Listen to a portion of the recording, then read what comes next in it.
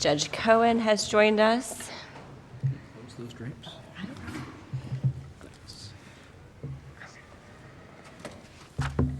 All right, we'll go back on the record with Melissa Martinez versus Brandon LeBron. Counsel, you ready to proceed? Yes, Your Honor. Good morning. Good morning. Do you need more than 5 minutes for rebuttal? 5 minutes should be fine, Your Honor. Thank you. May it please the Court. Jamie Hallscott here on behalf of Appellant Melissa Martinez. We're presenting 3 issues here today, the first of which I think is probably the most straightforward. We're looking at an issue that this Court should review de novo, the concept here of the UCCJEA and its application here. Obviously, this Court has seen many multiple jurisdictional cases, and there's a little bit of nuance to this one. Well, let's start with the decision out of the New York court. They declined to exercise jurisdiction in May of 2017, correct? That is correct. And I know that your client moved for rehearing, but that was denied, but there was never an appeal taken from that, was there? There actually was a pending appeal. There's a separate law firm that was handling that up in New York. We had been coordinating with... Is that in the record anywhere? It is not, does not show up in the Florida record, no, Your Honor. All right, well, then it's for our consideration it didn't occur. Well, just simply because Your Honor asked about New York, and it wouldn't... All right, then let me ask the question this way. Was that order declining to exercise jurisdiction by the New York court ever set aside? It was not. Okay. So your argument then is that, I think in your brief you state this, you say that New York order is clearly erroneous and should not carry any weight.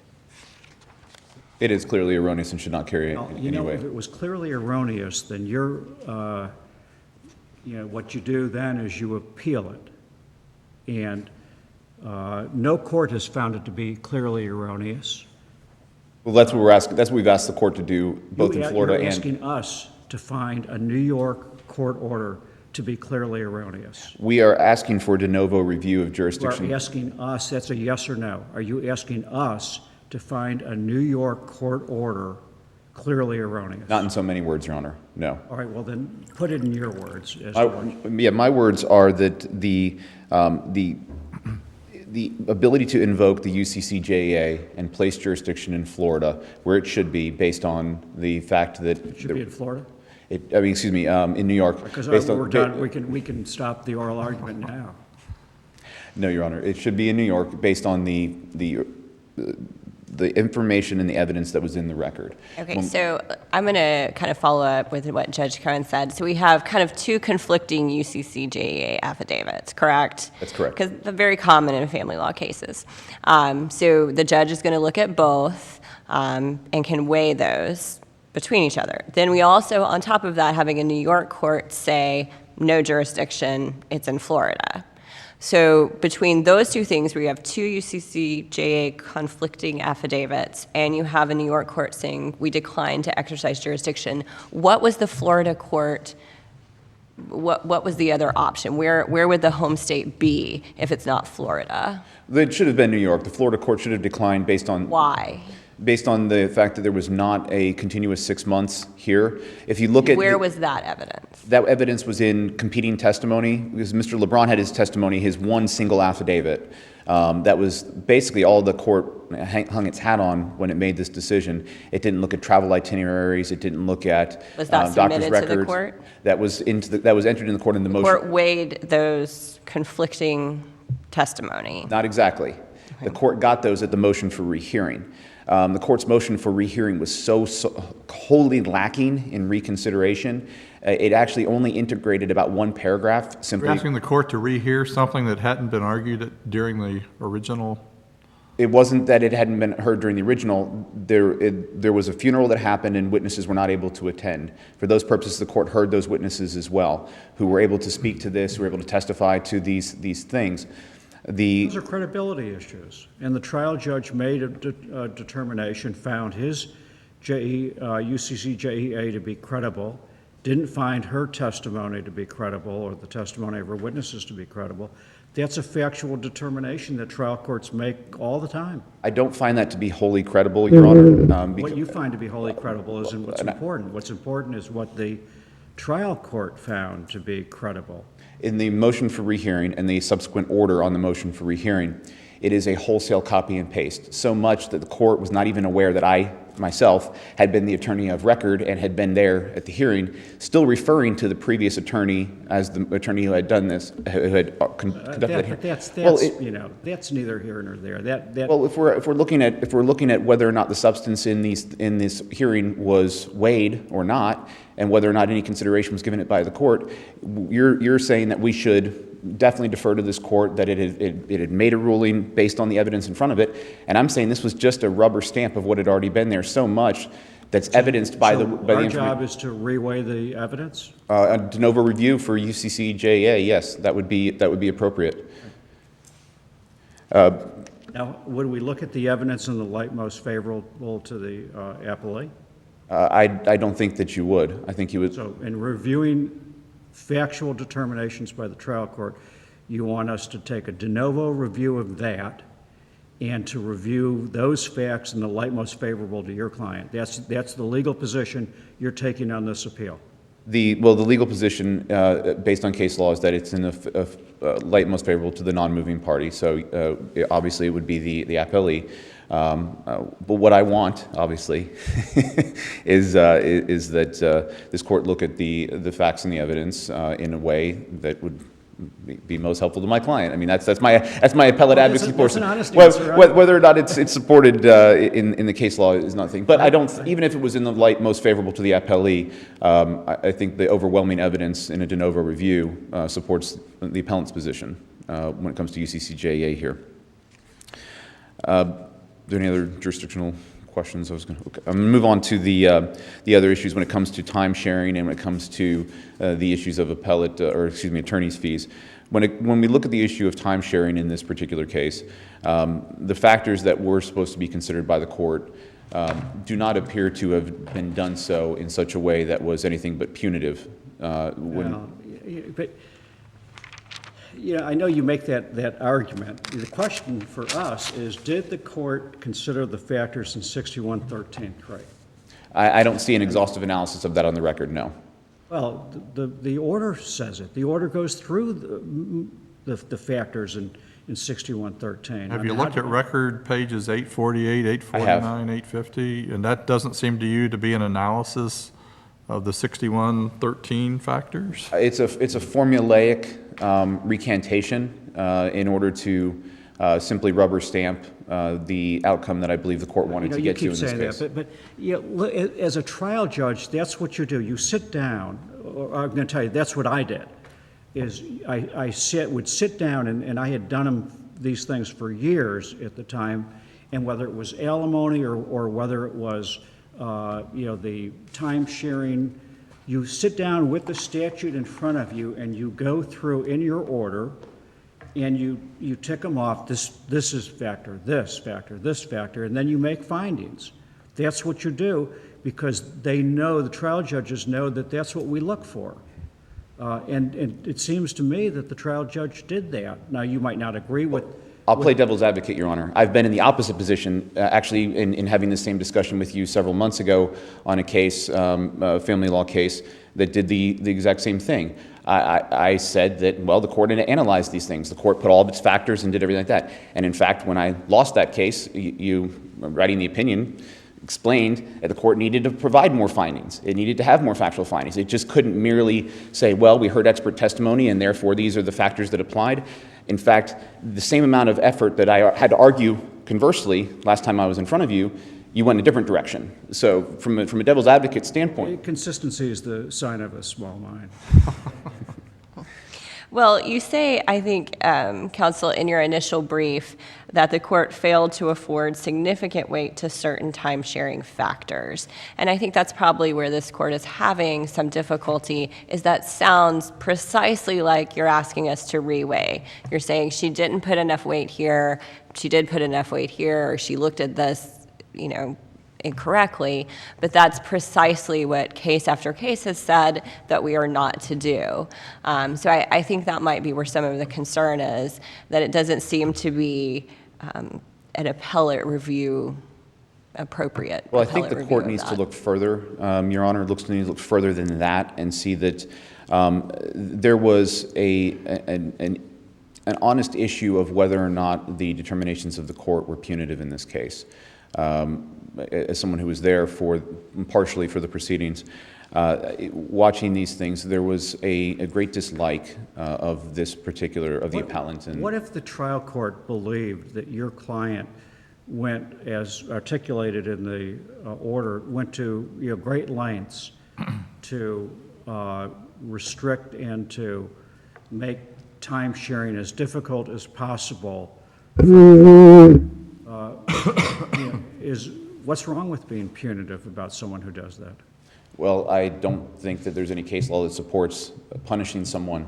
This is for the best interest of the child. When we look at time sharing and isn't the first factor that a court considers which parent's going to allow the other parent to have a continuing, ongoing relationship? That is one of the factors, but the facts in this case do not support any kind of finding that would indicate that that was not the case. Well, I'm not sure that that's true. That there's an abundant facts in this record that she effectively made it as difficult as possible. And I'm not saying that he's a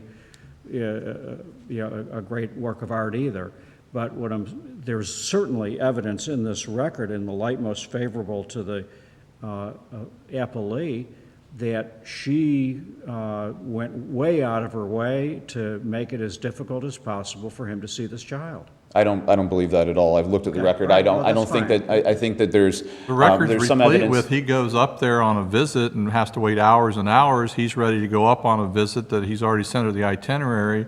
He's going up to New York. She's in Tampa. I mean, come on. How can you say there's no evidence in the record that she was making it very difficult for him to have That's one a example, relationship Your with Honor. his child? I mean, if you want to take one example in a vacuum, then we could do the same thing and analyze Mr. LeBron's behavior under that same standard. I think we're looking at the totality here. Right, but that's what the trial court does. The trial court analyzes those things, In a totality. not us. And again, it was the trial court's job to look at all of those factors. I mean, there was evidence of alienation, no, undoubtedly.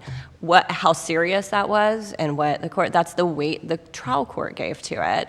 So I'm having a difficult time wanting to know where the error is that we are to correct here. The error is between the evidence and then how it ended up on paper, what it looked like, how the factors actually showed up on paper. Because if the court has considered many, many different things and then just has a rubber stamp type of order that really doesn't do much other than, a recantation of what the factors are, there's not really, that analysis is missing. And that analysis also prevents appellate review in some cases, which is. Are you saying there's not competent, substantial evidence to sustain the trial court's findings in this I would case? say that there's not competent, substantial evidence. So on the stability thing, the trial judge got it wrong. Mom wasn't living in a shelter and dad had an apartment. That's just totally, there's no evidence of that. There's no evidence in the record. No, the record evidence, there was discussions of that, but the record evidence is wholly inconsistent. So that the trial court should have been aware that that was not the case. If you've looked at the testimony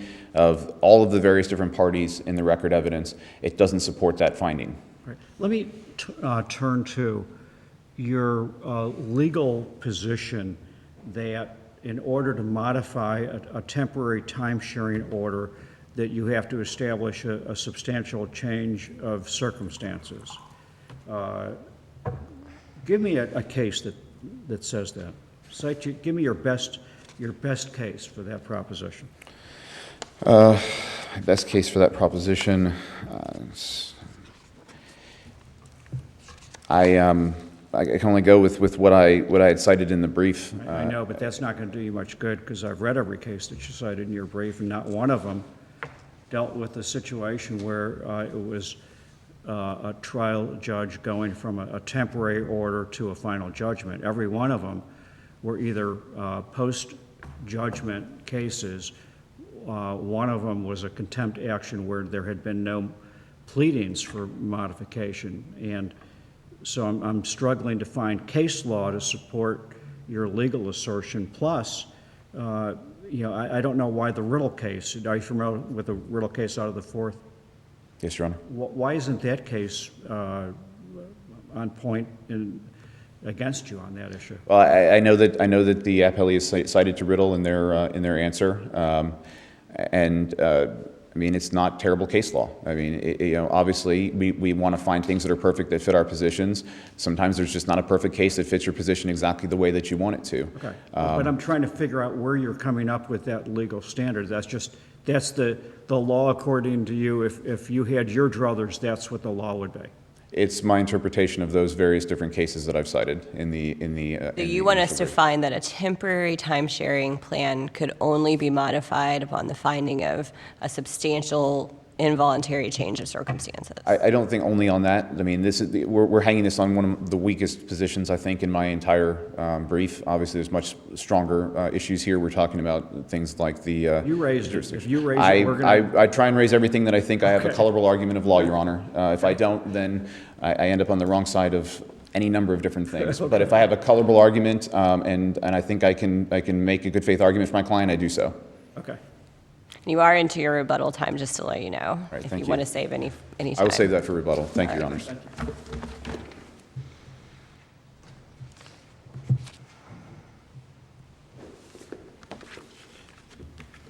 May it please the court. My name is Nick Shanine, and I represent the appellee, Mr. Brandon LeBron. As the court stated, he's not a work of art. The mother of the child, clearly not a work of art. These are two youthful individuals who have both demonstrated the love of a child, but acted in ways that did not necessarily always work out in the best interest of that child. This judge had to listen to all of the evidence, including the additional evidence that she heard on rehearing, and weigh each of those factors that we talked about. And it's an interesting idea that the accusation, if you will, that what she performed then was a rubber stamp of an order.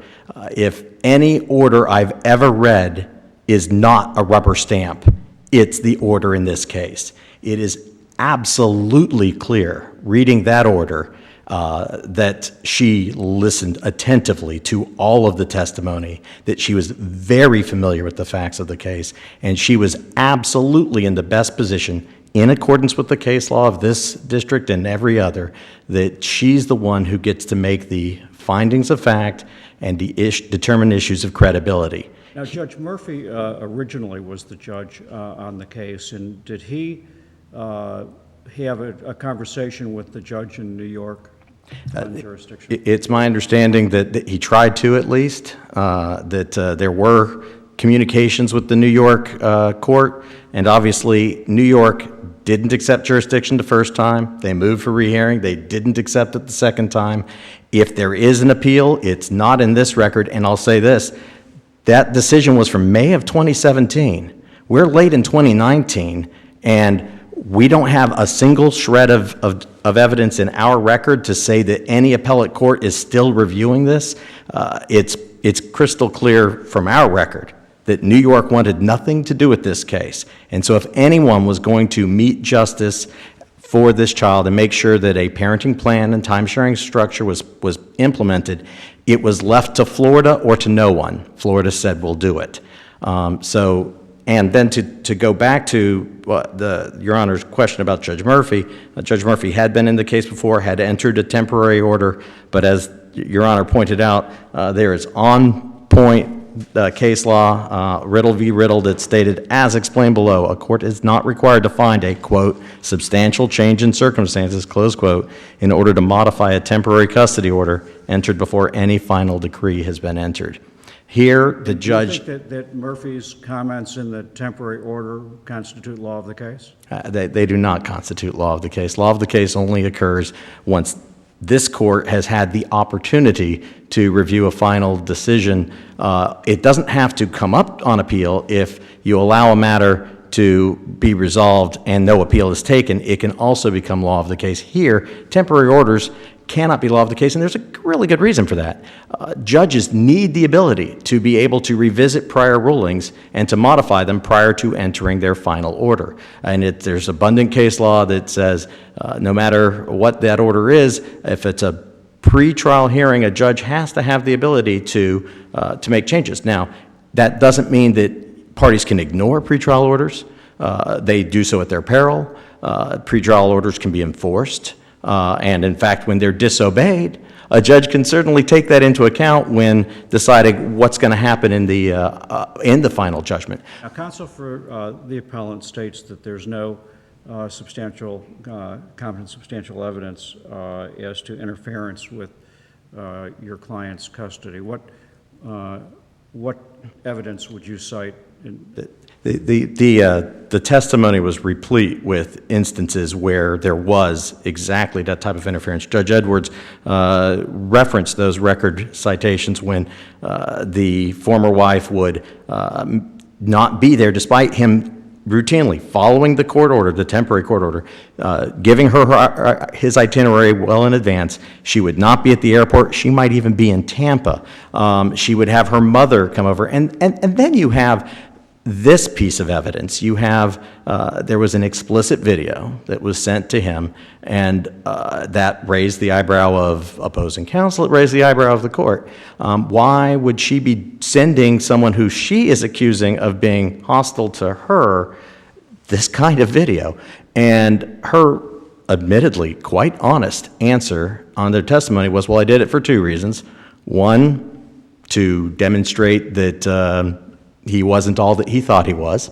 And then her second answer was, and I did it to goad him. She didn't use the word goad, she used different terminology. I did it to goad him so that he would come up to New York so I could get him arrested. This is not the type of activity that we want parents to engage in if they are going to promote the other parent's ability to have a healthy and nurturing relationship with the child they mutually have created and have brought into this world. The judge was absolutely within her rights and her discretionary authority to make her decisions as a matter of course, and when she did, she went through each of the factors. It was not a rote recitation of factors. She did her job. Describe it as punitive? I would not describe it as punitive. That if you look at the time-sharing order, we have two people who reside in different states. There is simply no means by which, if you're going to have a child attend school, for a method to be set up for time-sharing that doesn't involve one parent having a slightly larger or substantially larger amount of the time-sharing. That I have heard of instances where people try to have a child change during the school year. Obviously, there are huge reasons why that would not be in the best interest of a child under most circumstances. So absent that circumstance, there is nothing in this time-sharing agreement that's at all punitive. She gets the child for virtually every single Christmas. She gets the child for every spring break. She gets the summer. She gets this. She gets that. She gets all the things that a parent would expect to get if they are also being included in the nurturing and bonding relationship with the child, but they are in a different state from the child that we're discussing. So the answer to that question is no, Your Honor. This was not a punitive order. This was an order carefully crafted to take into consideration the best interests of the child and to ensure that that child would have appropriate bonding opportunities with both parents. I know that counsel for the appellant didn't discuss the attorney's fees issue, which isn't obviously the major issue in the case, but would you agree that but for your argument as to preservation of that issue, that it was a deficient order? That I would admit, yes, Your Honor, that the order should have had an additional clearer finding regarding need and ability to pay. Here, first, the de minimis amount that we're talking about makes it where even the slightest ability or the slightest need makes that order make sense. And the judge did reference in the order the fact that family members were clearly contributing to both parties' ability to litigate this case, and she noted that it was more so on the mother's side than on the father's side where that was occurring. So there is some demonstration of an ability to tap into resources to cover at least such a modest payment. And she even extended, even though we're only talking about $850 or something like that. 820. 820, it gets better. She extended that over payment time. So we had that factor, and then we had the other factor that she noted in the record of her having the ability to live off of the New York benevolent, governmental resources. So there was references. We can find the evidence within the order to support both need and ability to pay of such a small number. But that said, a clearer order certainly would have been better. Here, it's unnecessary because of the preservation issue. Are you aware of any case law that would allow us to review the legal validity of a New York or out-of-state order under the UCCJA? Under the UCCJA, under any other type of aspect, the answer to that question is no. That there are instances where Party A contracts with Party B and they both agree Delaware law shall apply. Okay, in that instance, then this court does have to somehow, fortunately we have our computer resources, break out the technology to research and know Delaware law for that purpose. But there is no basis for this court to have the authority to reach across to New York and declare that a New York judicial finding is incorrect on New York law. That cannot happen. There's no case cited to support that proposition. There was merely the bald statement that, oh, you don't have to worry about this because it was clearly erroneous. A, it wasn't, but B, it doesn't matter. That is the finding of the New York court. You can't tell a New York court, we hear you when you say you don't have jurisdiction, but you do and you need to take it. We can't do that. This court has lots of powers. That is not amongst them. So for that reason and the other reasons that I've stated, there is clear support, ample support within the record for the trial judge to have done her duty to patiently listen to all of the evidence and to have clearly crafted an order that is not punitive, that takes the best interest of the child into account, and that fairly meets the opportunity for both parties to participate in and hopefully maturely do their decisions going forward in a way that promotes the best interest of that child that they have raised together. For these reasons, the appellee, Brandon LeBron, respectfully requests this court to affirm the order in all respects. Thank you, Your Honors.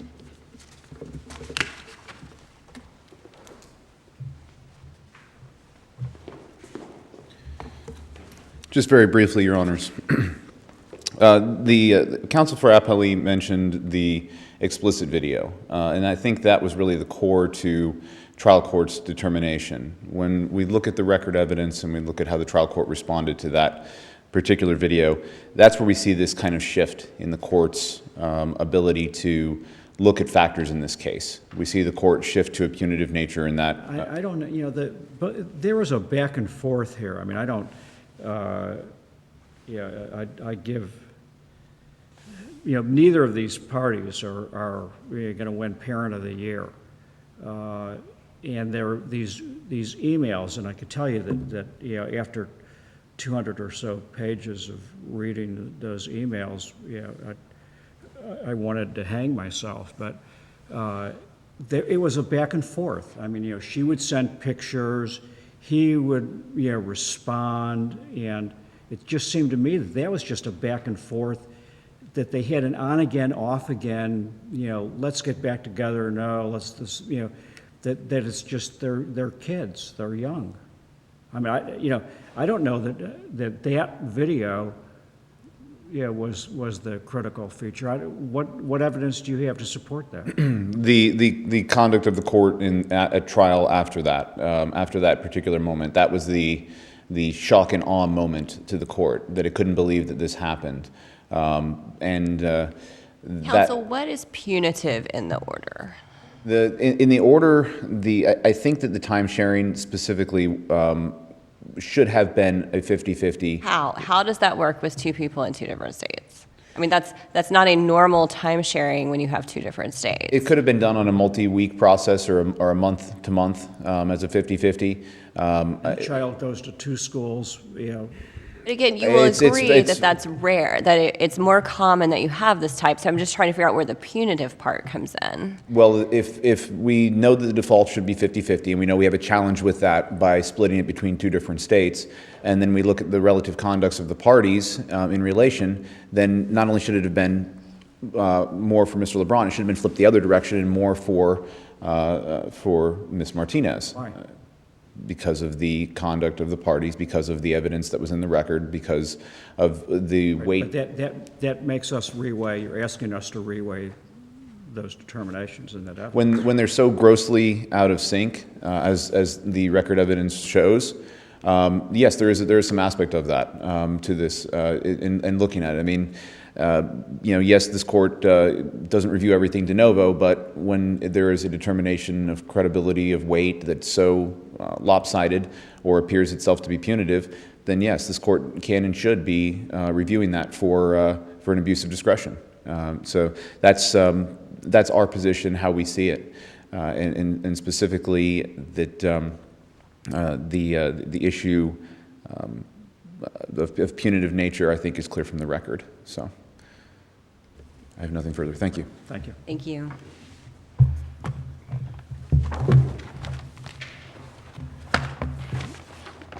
We'll be in recess then. Thank you.